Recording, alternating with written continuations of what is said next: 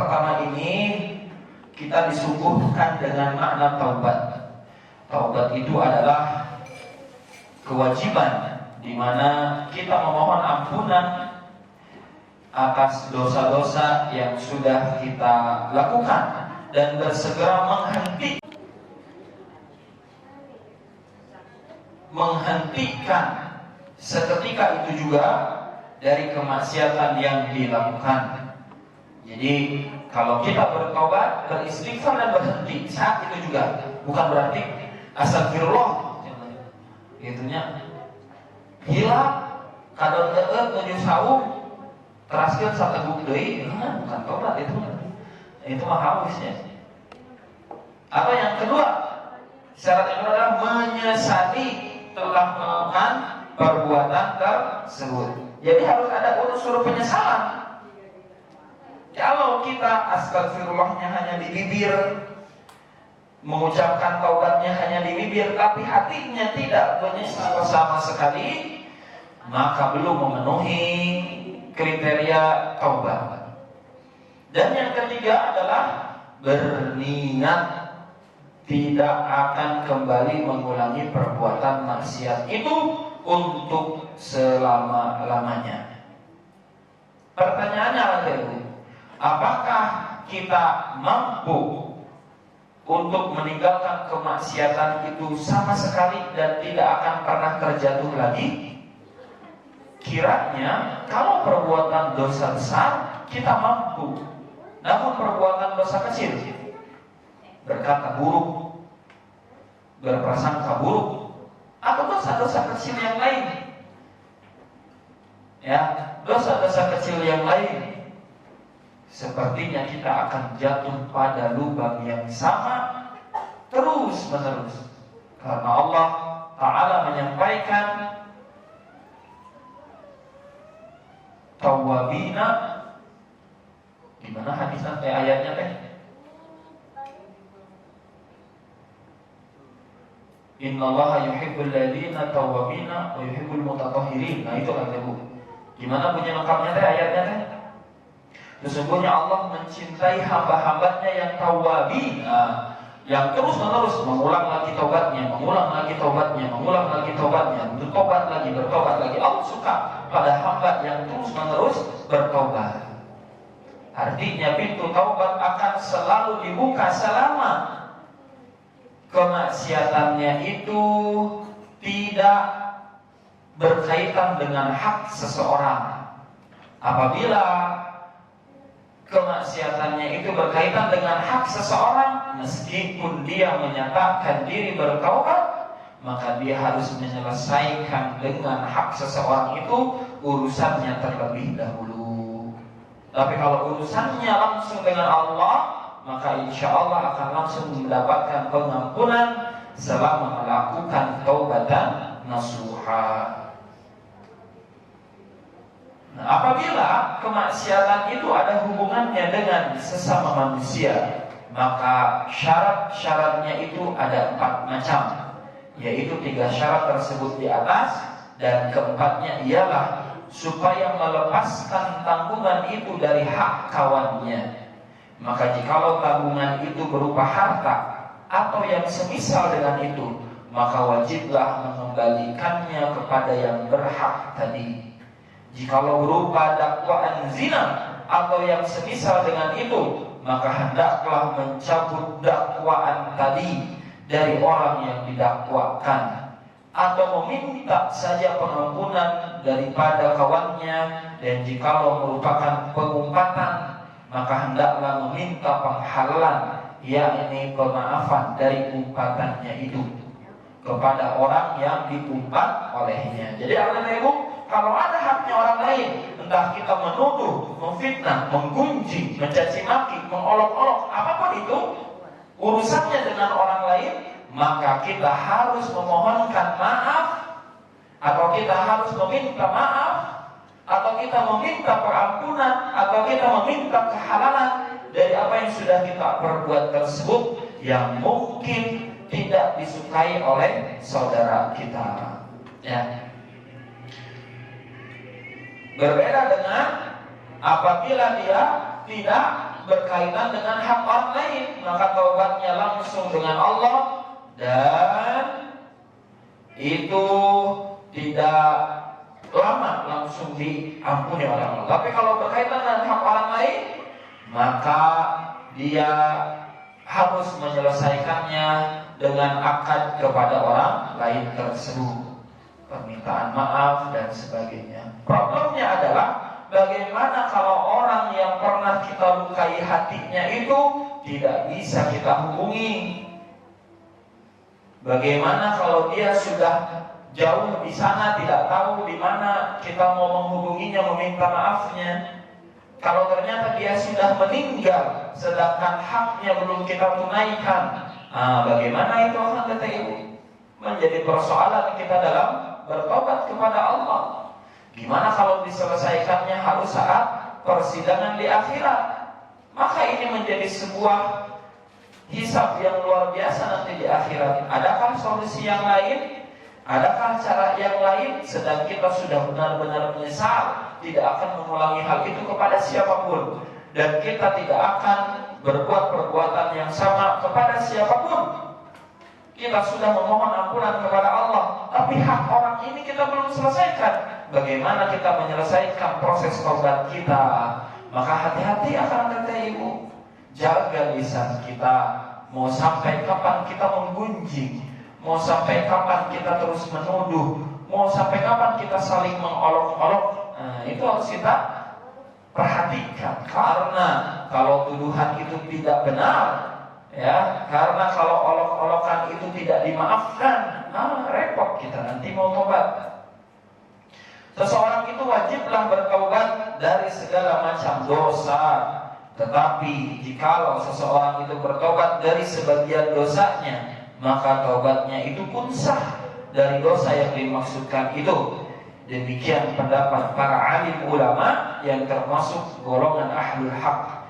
Namun saja dosa-dosa yang lain-lainnya masih tetap ada tertinggal, yakni belum ditobati. Jadi kalau kita mentaubati sebagian dosa, maka diterima oleh Allah taubatnya. Tapi kalau kita ada dosa-dosa yang tersisa, maka apa? Maka dosa itu harus ditobati. Contoh akan kata ibu, contoh. Seorang perempuan, dia sholat 5 waktu, tidak meninggalkan sholat 5 waktu. Kemudian dia pun tidak melakukan zina, tapi kesehariannya dia tidak menutup aurat. Kira-kira sholatnya diterima tidak? Sholat 5 waktunya diterima atau tidak, ibu? Alhamdulillahilladzi ahyana ba'da ma amatana wa ilaihin nusyur. Kira-kira sholat perempuan tadi diterima atau tidak, ibu? Diterima. Karena sholatnya dia sholat sesuai dengan menutup aurat dan sebagainya. Adapun dosa di luar sholatnya tetap dicatat dosa selama dia belum taubat. Ya, jadi Allah itu maha adil. Tidak karena satu kemaksiatan akhirnya semua ibadah yang lain dianggap batal. Ya, kecuali apa? Kecuali apabila ia melakukan kesyirikan, la yahbatanna amaluhu, maka batallah seluruh amal perbuatannya. Sudah jelaslah dalil-dalil yang tercantum dalam kitabullah, sunnah Rasulullah SAW, serta ijma' seluruh umat perihal wajibnya mengerjakan taubat itu. Allah Ta'ala berfirman dalam Quran surat An-Nur ayat 31, dan bertaubatlah engkau semua kepada Allah, hai sekalian orang mukmin, supaya engkau semua memperolehi kebahagiaan. Akan kata ibu, taubat itu di sini diujungi dengan akan mendapatkan kebahagiaan dari taubat yang kita lakukan. Taubat yang kita lakukan itu akan berujung pada kebahagiaan. Kenapa? Karena ia menenangkan hati. Akan kata ibu, kita berbuat salah, kita berbuat keliru, kita berbuat maksiat, maka itu akan membuat hati kita gelisah. kita berbuat salah dan merugikan orang lain, kita akan ketakutan, kita akan khawatir.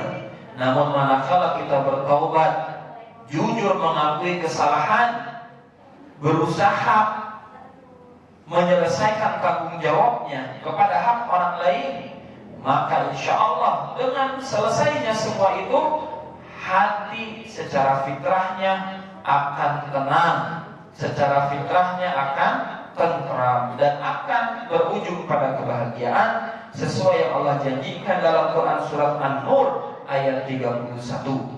Dan terkadang kita khawatir dengan penilaian manusia apabila kita mengakui kesalahan-kesalahan kita, dianggapnya kita tidak benar, dianggapnya kita tidak baik, kita takut penilaian manusia karena berusaha bertobat.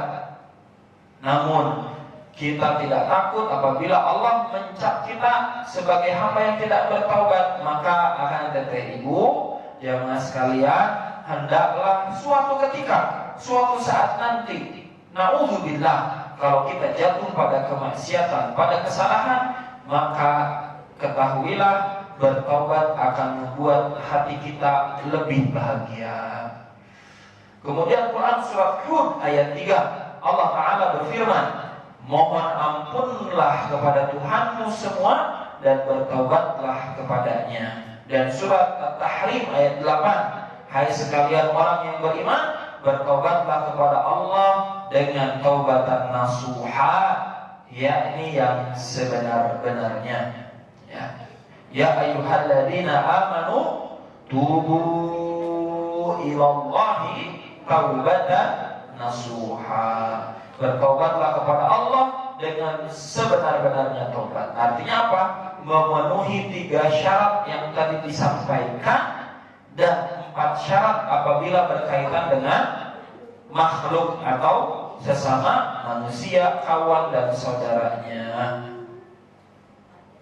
Keterangan di sini taubatan nasuha itu wajib dilakukan dengan memenuhi 3 macam syarat sebagaimana di bawah ini, yaitu yang pertama, semua hal-hal yang mengakibatkan diterapi siksa karena berupa perbuatan yang dosa jika dikerjakan, wajib ditinggalkan secara sekaligus dan tidak diulangi lagi.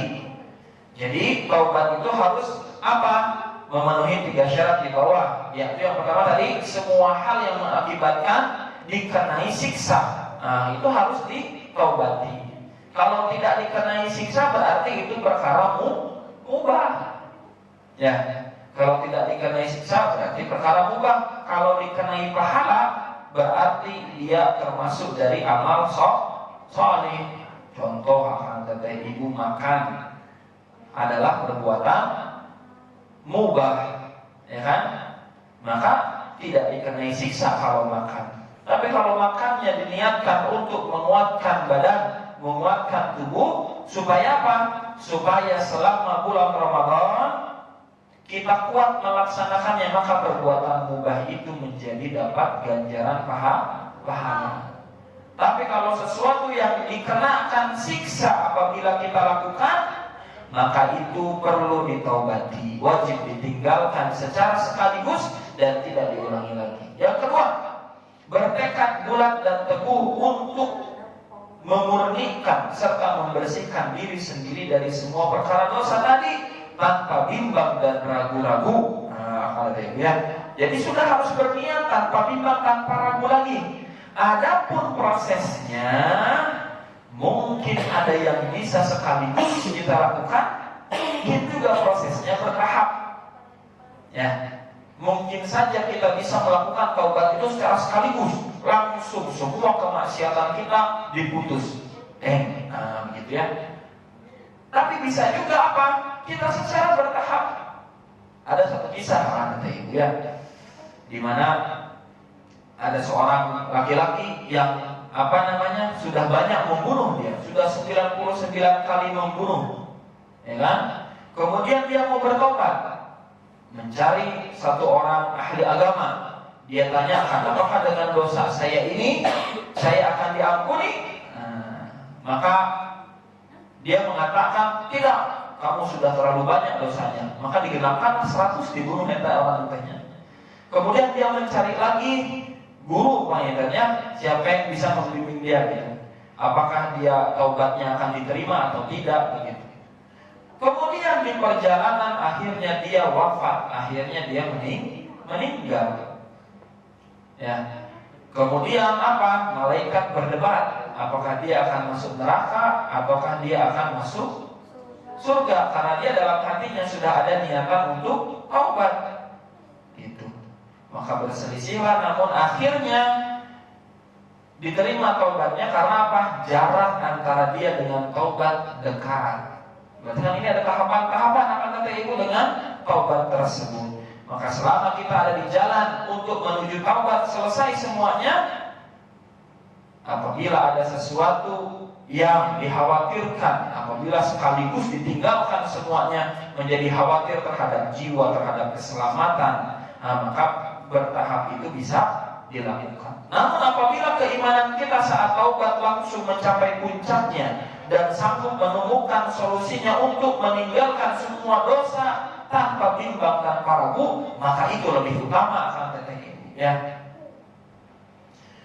Seperti itu. Kemudian yang ketiga, segala perbuatannya jangan dicampuri apa-apa yang mungkin dapat mengotori atau sebab-sebab yang menjurus ke arah dapat merusakkan taubatnya itu. Maka setelah dia bertobat, hendaknya dia meninggalkan kemaksiatan tersebut, tidak mencampuri lagi amal solehnya dengan kemaksiatan tadi, dan tidak mengotori dirinya dengan perbuatan dosa. Itulah taubat akan teteh ibu ya. Itulah taubat yang sebenar-benarnya taubat. Sebagai mukaddimah, kita masuk ke hadis yang pertama. Wa an Abi Hurairah radhiyallahu anhu sami'tu Rasulullah sallallahu alaihi wasallam yaqul. Dari Abu Hurairah radhiyallahu anhu berkata, saya mendengar Rasulullah sallallahu alaihi wasallam bersabda, demi Allah, wallah, inni la astaghfirullah wa atubu ilaih fil yawm akthar min 70 marrah. Demi Allah, sesungguhnya saya itu niscayalah memohonkan pengampunan kepada Allah serta bertaubat kepadanya dalam sehari lebih dari 70 kali. Lihat kata ibu, Nabi Sallallahu Alaihi Wasallam yang dimaksum dari kesalahan oleh Allah Subhanahu Wa Taala menyatakan bahwa dirinya beliau itu beristighfar, bertaubat kepada Allah sehari sebanyak 70 kali.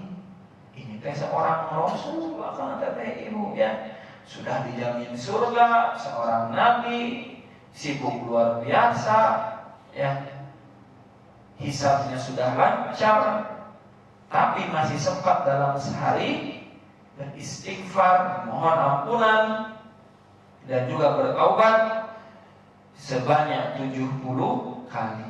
Nah, kita hisabnya menegangkan, surga tidak belum tentu dapat gitu kan.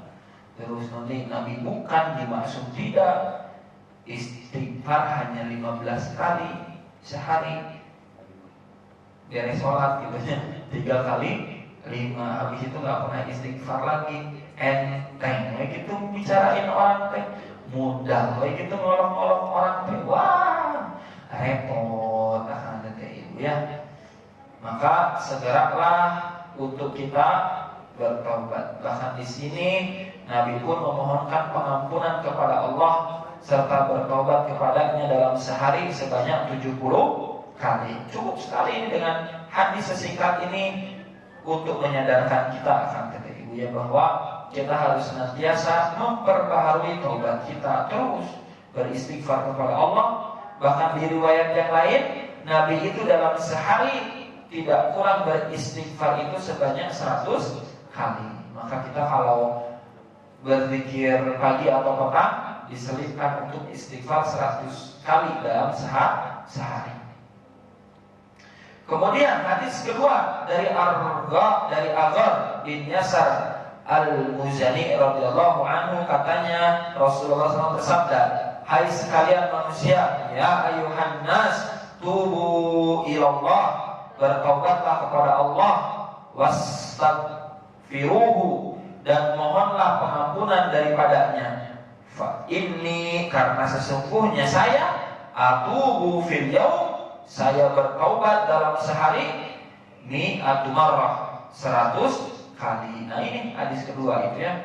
Jadi Nabi SAW tadi ada riwayatnya 70 kali, ada riwayatnya bertaubat dan beristighfar sehari 100 kali. Kata ibu, terkadang kita merasa berat ya untuk beristighfar 100 kali. Astagfirullah wa atubu ilaih, astagfirullah wa atubu ilaih, astagfirullah wa atubu ilaih, astagfirullah wa atubu ilaih. Padahal kalau seharus 100 kali itu kita baca, nggak sampai 1 jam, nggak sampai 2 jam, hanya beberapa menit saja.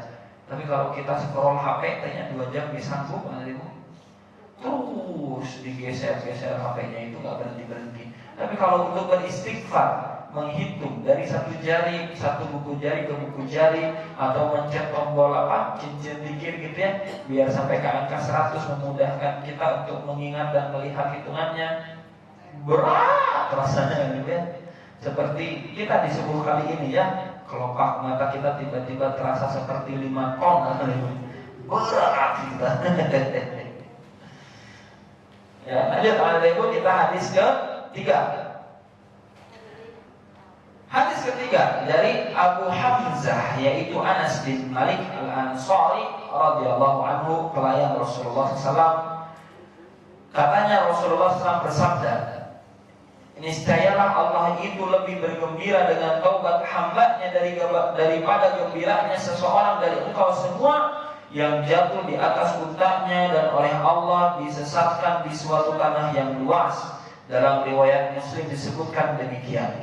Niscaya Allah lebih gembira dengan taubatnya hambanya ketika ia bertobat kepadanya daripada gembiranya seseorang dari engkau semua yang berada di atas kendaraannya, yang dimaksud ialah untanya, dan berada di suatu tanah yang luas, kemudian menyingkirkan kendaraannya itu dari dirinya, sedangkan di situ ada makanan dan minumannya. Orang tadi lalu berputus asa, kemudian ia mendatangi sebuah pohon terus tidur berbaring di bawah naungannya, sedang hatinya sudah berputus asa sama sekali dari kendaraannya tersebut. Tiba-tiba dikala berkeadaan sebagaimana di atas itu, kendaraannya itu nampak berdiri di sisinya. Lalu dia mengambil ikatnya oleh sebab sangat gembiranya, maka ia berkata, ya Allah, Engkau adalah hambaku dan aku adalah Tuhanmu. Ia menjadi salah ucapannya karena sangat gembiranya. Maksudnya apa Ibu? Maksudnya begini, Allah itu gembira sekali ketika ada seorang hamba yang bertaubat, melebihi seseorang yang sedang mengendarai unta, sedang membawa unta, tiba-tiba untanya lepas, untanya hilang, tidak bisa dia temukan. Dia mencari ke sana kemari, tapi tidak juga ditemukan, sampai akhirnya dia beristirahat dengan putus asa di bawah pohon. Aduh ya Allah, kemana dia onta berkabur gitu ya istilahnya. Dia istirahat, ngalenyap begitu bangun, kok tiba-tiba ada unta yang dia cari di sebelahnya. Dia senang luar biasa, dia pegang ikatnya, bersyukur kepada Allah. Ya Allah, aku ini Tuhanmu dan Engkau hambaku. Dibalik saking senangnya gitu kan. Kadang kita kalau senang suka pacaleton gitu. Nah, orang yang kehilangan unta ini bergembira luar biasa saat menemukan untanya kembali. Sedang Allah mendengar rintihan hambanya yang berbuat dosa, kemudian memohon ampun, Allah lebih gembira daripada orang yang kehilangan unta tadi. Apa kata ini? Ya. Bayangkan bahagianya Allah melihat hambanya yang bertaubat. Maka Allah Ta'ala menyampaikan, qul ya ibadiyalladzina asrafu ala anfusihim la taqnatu min rahmatillah. Wahai hamba-hambaku yang melampaui batas, janganlah berputus asa dari rahmat Allah. Innallaha yaghfirudz dzunuba jami'a. Sesungguhnya Allah mengampuni semua dosa-dosa hambanya. Apapun, kullu dzunub, semua dosa itu oleh Allah diampuni.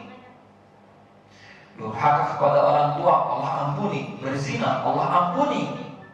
Sekalipun berbuat kesyirikan, kalau dia bertobat sebelum ruh sampai di kerongkongan, Allah akan ampuni. Bahkan untuk menjelaskan ayat ini, untuk menjelaskan seberapa luas ampunan Allah, ya, para ulama menceritakan bagaimana Fir'aun saat tenggelam akan ini. Saat Fir'aun tenggelam, kemudian malaikat Jibril menutup mulut Fir'aun itu dengan pasir. Ya, karena malaikat Jibril tahu apabila ini manusia Fir'aun ini meminta ampun kepada Allah, pasti Allah ampuni. Ya. Kemudian Allah menyampaikan kepada Jibril, ya Jibril, wahai Jibril, kalaulah dia memohon ampun kepadaku, la ghafartulah, maka aku pasti akan ampuni dia. Lihat bagaimana kata ibu dosanya Fir'aun. Maka dosa kita itu tidak sebanding dengan dosanya Fir'aun. Jangan malu, jangan berputus asa. Dari apa? Dari kesalahan-kesalahan kita untuk segera bertaubat. Bahkan Allah bergembira atas taubatnya seorang hamba. Jadi kegembiraan Allah Ta'ala dikala mengetahui ada hambanya yang bertaubat itu adalah lebih sangat dari kegembiraan orang yang tersebut dalam cerita di atas itu, ya. Jadi Allah gembira kata ibu dan sampaikan kata ibu kepada saudara kita, kawan kita, keluarga kita yang mungkin dia sedang berputus asa, yang mungkin dia sedang gelap dalam hidupnya, yang mungkin sedang tersesat. Kata ibu sampaikan kepada mereka ada Zat yang Maha Kuasa, Maha Pengampun, Maha Pemaaf, yang siap menerima tobatnya, bahkan bergembira agar dia tidak putus asa. Dan ini menjadi sikap yang harus kita cerminkan sebagai seorang mukmin, sebagai seorang hamba Allah, bahwa siapapun yang sedang bermaksiat, siapapun yang ada dalam kesyirikan, siapapun yang ada dalam kekufuran, suatu ketika apabila mereka bertobat kepada Allah, kita harus berlapang dada untuk menyambut mereka di gerbang taubat, menyambut mereka di tiap masjid, menyambut mereka di tiap majelis, menyambut mereka dengan tangan terbuka dan bergembira, karena ternyata Allah pun bergembira untuk taubatnya seorang hamba. Maka ini pun menjadi harus kita cerminkan dalam perilaku kita. Jangan sekali-kali menghinakan orang-orang yang mungkin sedang berumur dengan dosa, karena bisa jadi kalau dia bertaubat, dosa kita pun bisa diampuni karena taubatnya dia. Sebagaimana seorang perempuan yang meminta dirajam karena telah berzina, kemudian kata Nabi, pulanglah, lahirkan anak itu. Kemudian datanglah perempuan ini setelah anaknya lahir, Nabi perintahkan, pulanglah, susui anak itu.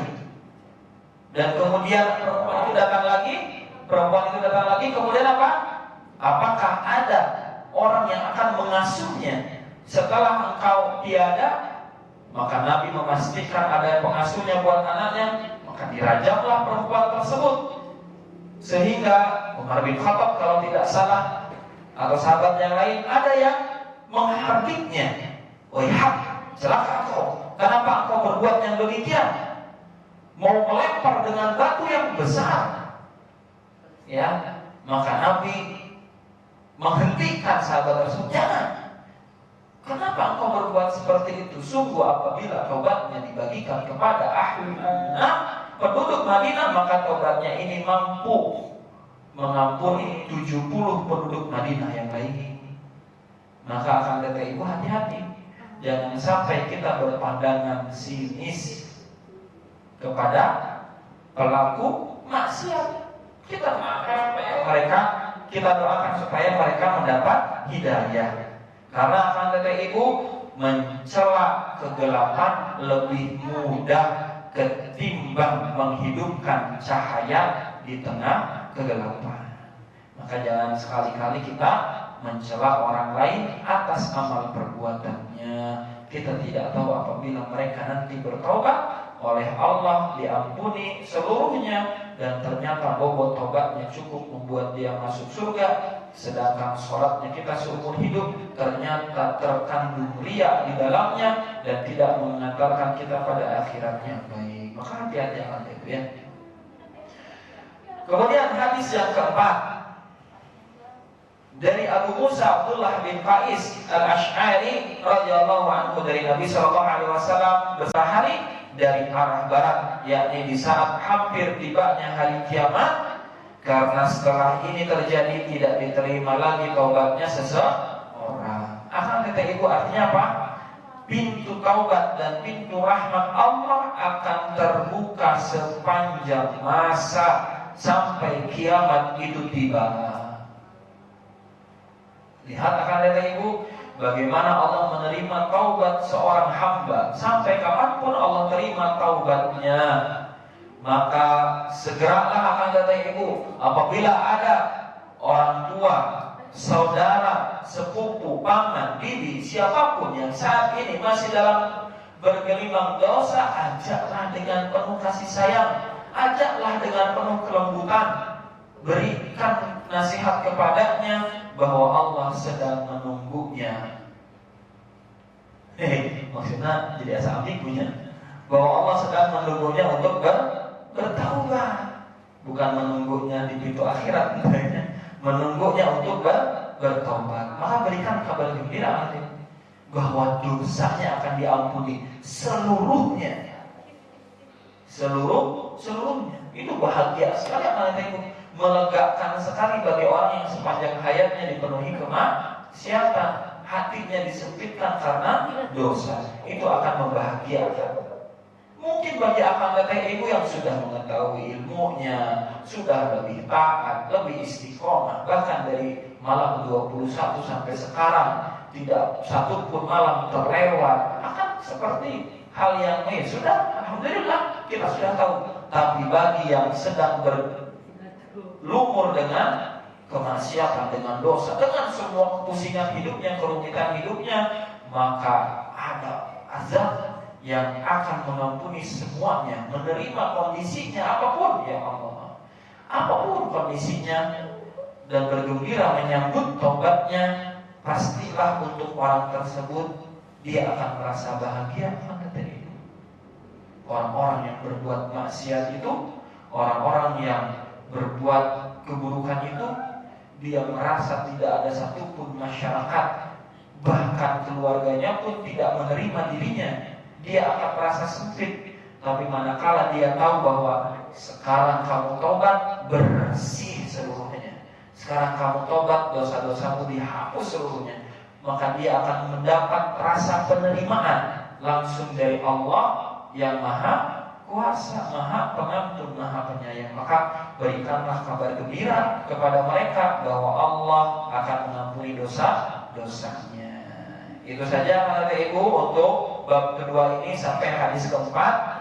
Maka mudah-mudahan doa-doa kita, istighfar kita selama bulan Ramadan, di 10 hari terakhir di bulan Ramadan kali ini oleh Allah menjadi pembersih untuk dosa-dosa kita, baik yang kecil maupun yang besar, baik yang kita sadari maupun yang tidak kita sadari. Dan mudah-mudahan kita dimudahkan untuk urusan-urusan dengan orang lain, dan mengembalikan hak-hak orang lain, dan meminta maaf kepada orang lain atas kesalahan-kesalahan yang mungkin kita lakukan dan menimpa mereka.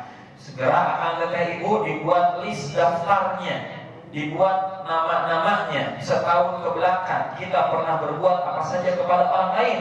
Mumpung masih ada waktu, jangan tunggu Idul Fitri setelah ini memintakan maaf kepada mereka. Apabila ada hutang, segerakan selesai hutangnya untuk mereka, ya.